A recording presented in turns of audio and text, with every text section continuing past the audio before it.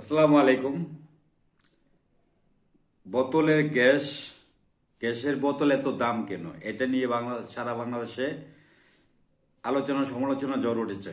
এবং এই সিন্ডিকেটটা কোথায় থেকে আসছে, এই সিন্ডিকেটের পিছনে কার কার হাত রয়েছে, এই সিন্ডিকেট ভাঙতে গেলে কি করতে হবে, কি করণীয়? ম্যাজিস্ট্রেট বিভিন্ন জায়গায় তথ্য তালাশি নিচ্ছে, কোথাও কোন কোম্পানির কোন দোকানে এই অতিরিক্ত টাকা আদায় করছে গ্যাস সিলিন্ডার বিক্রি করে। এই জন্য বাংলাদেশের সরকার একা পারবে না দেশটাকে, সমাজটাকে গোছানোর জন্য, সিন্ডিকেট দূর করার জন্য।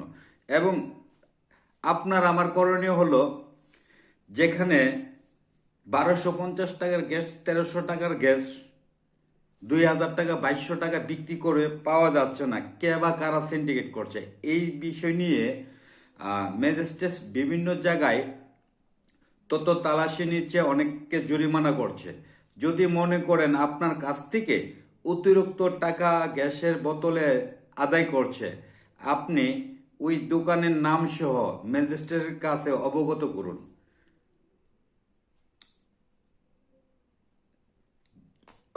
করুন। এই দোকান হয়তো দেখা যায় ওখানে গোপনে সোপনে অনেক কোম্পানি আছে, এভাবে কিন্তু লাখ লাখ টাকা অনেক কোম্পানি অনেক দোকানদারকে জরিমানা করা হচ্ছে। অসংখ্য ধন্যবাদ জানাই বাংলাদেশের সরকারকে, গভর্নমেন্টকে, কেননা দ্রুত অবস্থা পদক্ষেপ নেওয়ার জন্য।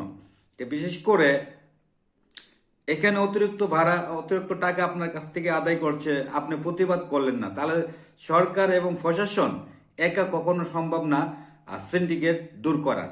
এই সিন্ডিকেট দূর করতে হলে আমরা সাধারণ জনগণ যারা আছি আমাদেরকেও কাজ করতে হবে। এখানে সিন্ডিকেট হচ্ছে ম্যাজিস্ট্রেট সাহেবকে অবগত করতে হবে এই দোকানে অতিরিক্ত টাকায় গ্যাস বিক্রি করছে। আশা করি আমার প্রিয় ভাইয়েরা, হয়তো বাংলাদেশে বিভিন্ন জায়গায় জায়গায় গ্যাসের খনি পাওয়া যাচ্ছে, অনেকের বাসা বাড়িতেও গ্যাস নেই, বিগত অনেক বছর ধরে গ্যাসের লাইন দেওয়া হয় না। গ্যাসের ভোগান্তিতেও লাখ লাখ কোটি কোটি জনতা পড়েছে, বাড়িঘর ফ্যামিলিরা পড়েছে।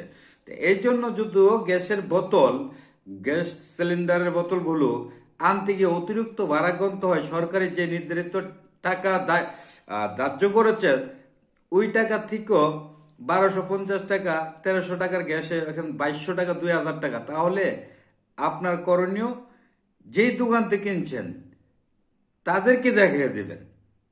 তাদেরকে দেখিয়ে দিলে তাদেরকে যখন এসে আইন প্রশাসন এসে জরিমানা করবে, তখন তারাই বলবে আমরা এমুক কোম্পানি থেকে, এমুক জায়গা থেকে, এমুক ডিলার থেকে এনেছি। তাহলে কিন্তু সিন্ডিকেট শেষ হবে। যে অতিরিক্ত টাকা বাংলাদেশের সিস্টেম হলো কি, যদি 5 টাকা সরকারিভাবে গভর্নমেন্ট থেকে বাড়ায়, তাহলে এটার যে ডিলারগুলো আছে তারা কিন্তু এখানে 5 টাকার জায়গাতে আরো 95 টাকা যোগ করে আপনার এই 95 টাকা আপনার কাছ থেকে আমার কাছ থেকে আদায় করে নিচ্ছে। তা আশা করি গ্রামে গঞ্জে, টাউনে, বন্দরে, বিভিন্ন জায়গায় গ্যাস সিলিন্ডার যারা ব্যবহার করছেন, এই সিন্ডিকেট ভাঙতে হলে আপনার সচেতন থাকতে হবে। কোথায় দিকে আপনি এত টাকা অতিরিক্ত কেন নিচ্ছে? হয়তো যদি জোরে ক্ষমতায় দোকানদারের সাথে পারলেন না, দোকানের অন্তত দোকানের নামটা জানেন, ওই নাম ধরে হয়তোবা যে ম্যাজিস্ট্রেট আছে প্রত্যেকটা জেলার মধ্যে আছে তাদেরকে অবগত করবেন। হয়তো একজনে যখন প্রতিবাদ করবেন, বাকি লোকগুলো কিন্তু প্রতিবাদ করবে। এখন প্রতিবাদের সময় যদি প্রতিবাদ না করেন, তাহলে আপনার 2200 টাকা 2000 টাকা গ্যাসের বোতলের দাম দিতে হবে।